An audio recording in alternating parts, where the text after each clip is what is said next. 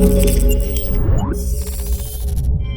what's going on guys, HyperX here and welcome back to another Destiny video. It is Tuesday, it is reset day, also an hour earlier this week if you guys are in the UK or Europe or anywhere like that.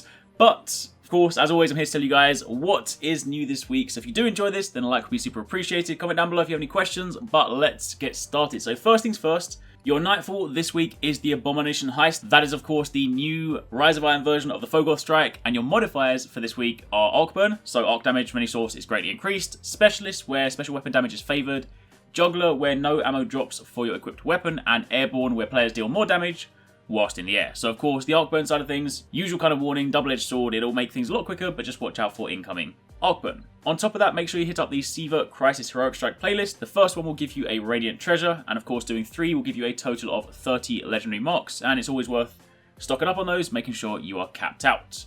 Also, on the topic of treasures, if you guys are still looking for a Sterling Treasure, don't forget that the level 41 version of the Prison of Elders is now your only source for that. And on the topic of Prison of Elders, for Challenge of the Elders this week, your modifiers are Berserk and Specialist, so Minions of the Darkness won't flinch even after massive damage, and special weapon damage is favoured, and your bonus this time around is precision kills, so aim for the head or the stomach if you're fighting Vex, and you will get more points.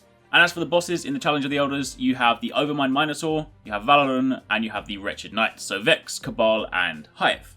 Then if we take a stop at Felwinter Peak, go to the Iron Temple, then of course Tirakan this week, she has 3 artifacts for you, so if you guys are still missing some of these to try and complete your record book, then your options this week are Memory of Yolda, which is the one that removes your sprint cooldown, Memory of Silumar, which is the one that reduces damage over time attacks in the Crucible, so of course if you're trying to deal with Thorn then you can use that, not that Thorn is really much of a problem these days.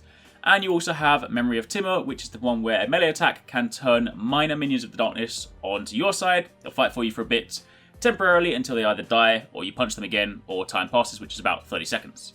So those are the 3 this week. Grab the one you don't have to kind of work towards the completion, or maybe you guys have got them all already, but either way, those are your options. And as for Shiro 4, these are the bounties he has this week. Once again, the tail goes on. I still do not have Thorn yet, so I've been ultra unlucky, but completing these, handing them in, has a chance to trigger that bounty. And down below that are the class items on sale this week.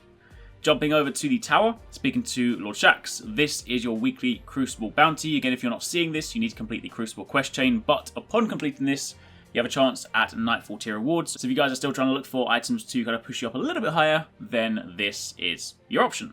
After that, jumping over to the Reef, speaking to Petrovenge, these are the 3 taken wanted bounties this week. Remember that if you do hand these in, complete them and you rank up, then the faction packages are still useful. They do still drop light relevant gear, so don't necessarily ignore this, it can still have its uses. And as for Varix, if you're going to be going into the Prison of Elders, then these are his bounties.